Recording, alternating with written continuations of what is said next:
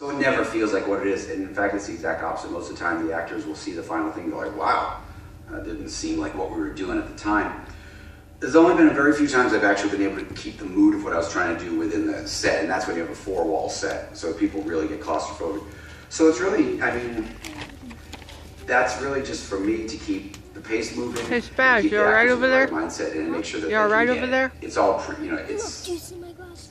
They're on my head. Pre-production. Once we walk on set, they're on my head. If they're not going to get it, they're not going to get it then. It's just going to be chaos. 3D. So it's really somewhere. just talking with them early, rehearsing if possible, which is almost never possible anymore, and just finding the right people. Because it's really in the casting. If you cast the wrong person, you're spending all day trying to like baby step them into through this process. It'd be a disaster. But yeah, I mean, it's really just knowing who you're casting and figuring that they'll just nail it because you picked the right person to begin with is the way to do it.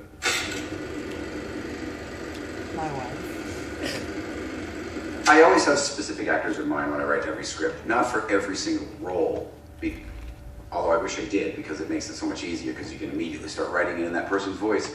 But I always like to just keep growing the people that I work with, the actors, the amount of actors.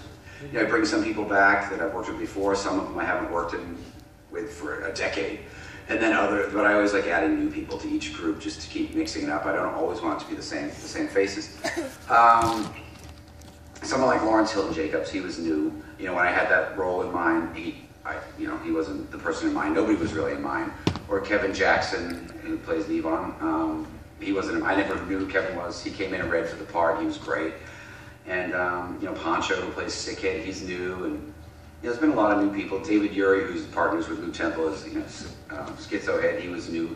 I had seen him on TV, and I checked it. Like the name will come up, and a casting agent will mention a certain person. And I start investigating what they've done and what they're like, and you know, you can kind of vibe out a certain type of person. I think, like because he would like say David does stand-up comedy, so I watch his stand-up and go, oh, this guy seems like he'd be a good person to add to the group. Because I like people that can. I don't demand it of anyone by any means, but I like people that seem loose enough that they can improvise to a certain extent. Where they're not, although I've had people that I absolutely love to death who did an amazing job, they couldn't vary one word off a script. You know, if you put a gun to their head, they just don't. They didn't learn it. They didn't learn that. That's, you know, so actually they panic if you change a word or something. But you know, I mean, a lot of it comes from the fact that with the time frame that I had of 20 days.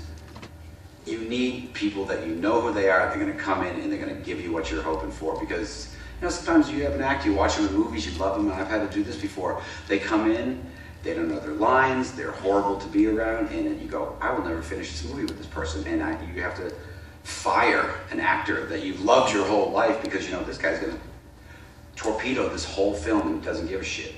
So sometimes, you know, and that's the big thing too. I want people that come in thinking, oh, I want to bring something to this. It's not just like some cheap horror movie. I'm going to give them some C-level performance. I've actually had that conversation before with like someone like Danny Trejo. Always was, you know, Rob, when I work with you, I give you my A-level. Other movies, I give them a B, C. Sometimes I give my C-level performance. And I think actors really do think that. They do. So you try to weed out that mentality and go for the best. I feel like Rob Zombie is low-key a huge nerd.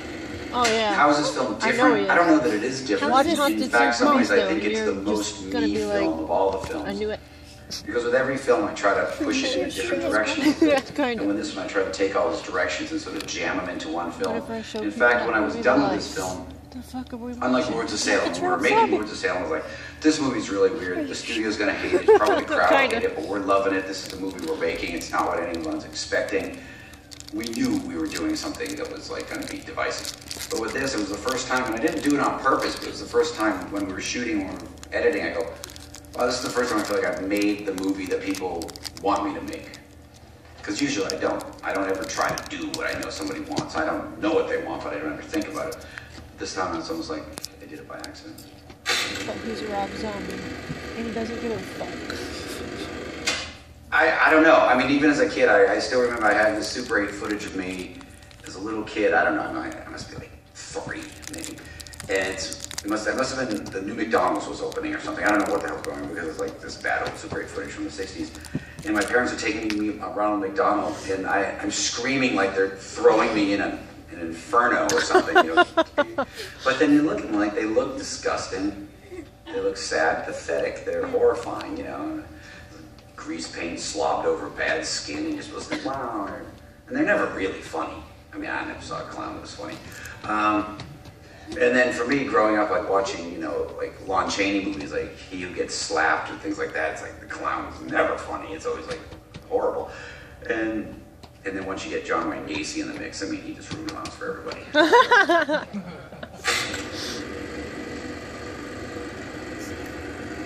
Well, I mean, it's not just this genre. I mean, I just love movies, you know.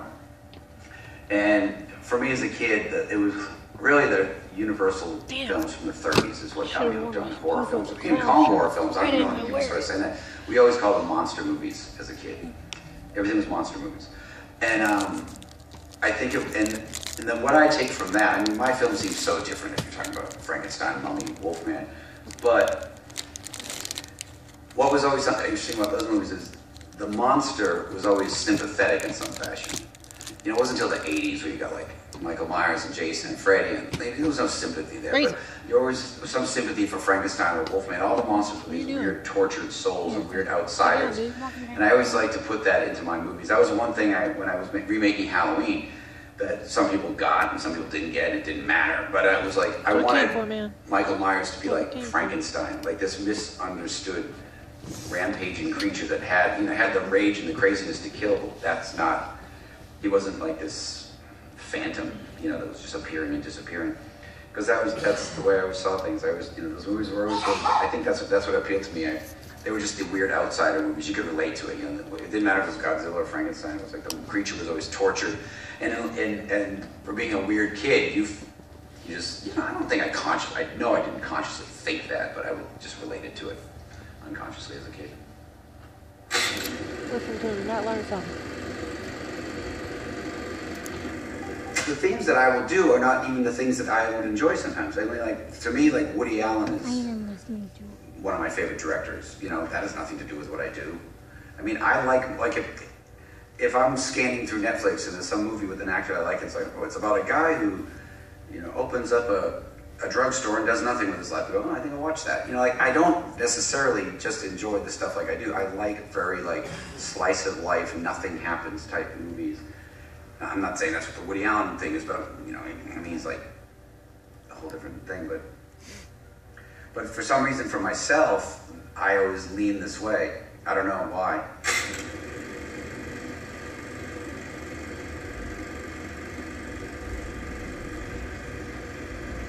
I used to never believe this when other directors would say it, but I never go back and watch the movies. Like, I finish them, and when I'm done editing, I'm done. So I never am sure, like, because you only see the failure in your work most of the time. So every once in a while I'll see something on TV, a piece of something, and I'll go, oh my God, that's way better than I remember. I remember that as such a colossal disaster, but it's not so as bad as I remember. I mean, I always think of Devil's Rejects highly because I mean, not, because it's my second film, but it was the one where I felt like I learned enough in the first film that I could deliver what I had in my head, which is really what it's all about. I have this idea, how do I make this come to life? But other than that, you know, I really like Halloween too. When I was done with that, I was really proud of that film because I thought it had opened up cinematically the look of it, but I liked that it was dirty looking, and it still was. It was the last movie I ever shot on film. I really like that. I love the look of Lords of Salem because it was just so slow and just everything was symmetrical and composed, and it was a totally different type of thing I was trying to do. And I love this. I mean, really, when this movie was done, I've worked with the same editor on basically every single movie. He didn't do the first one, but he did everything else. And we kind of thought, like, wow, maybe this could be the best one because it's almost like everything together that it all synchronized. So I don't know. I never know. I don't know. I don't think about it. You know, I hadn't watched Devil's Rejects either for like 10 years. I finished, I was done, and then when there was a film festival in Australia, and I watched it, and I was like, oh, it's pretty cool. You know, I haven't seen any of. I haven't seen anything else since the premiere. True artist. I mean, the way I've grown as a filmmaker, I guess, is that I can keep having less and less at my disposal and still getting it done. Because, you know, with my first film, House of a Thousand Corpses, if that was 20 days, I probably would have never finished the movie.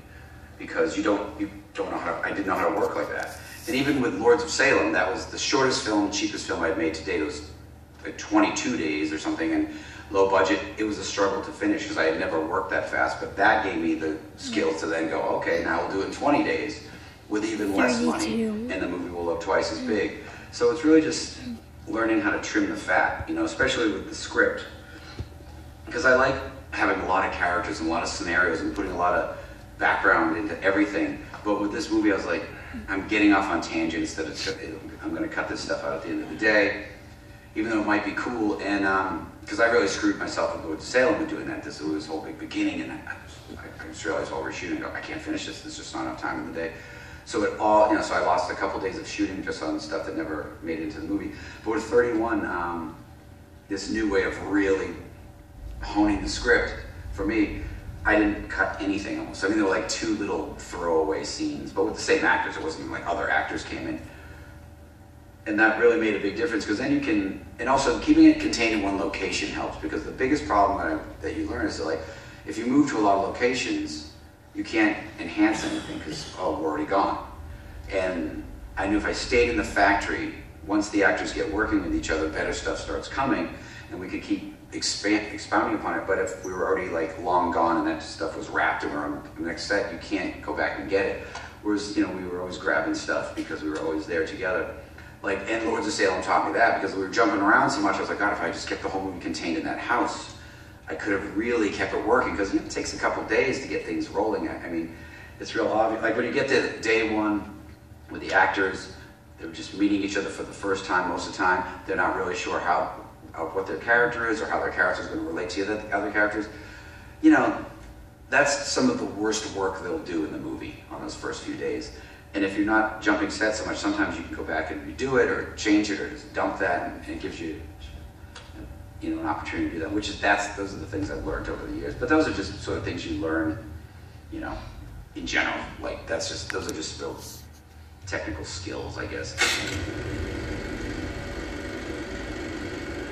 Well, I mean, 31 is, I mean, there's a million movies out there, of course, but 31 is a very specific type of movie for a type of person. I mean, it's not for everybody.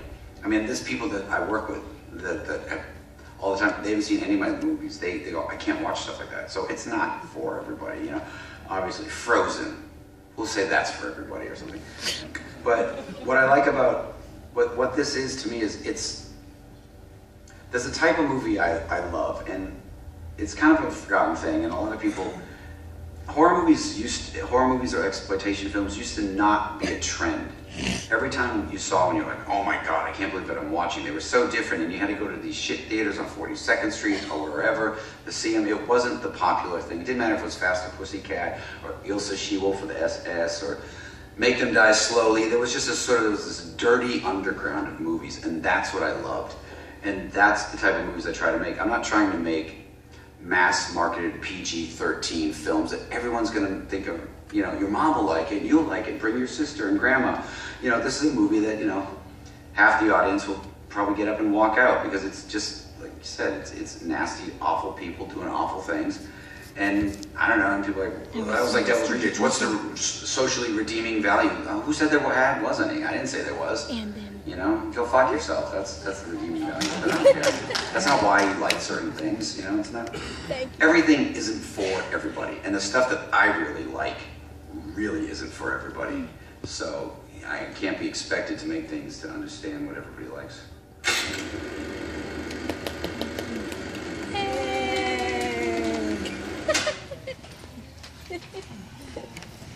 Basically go into a space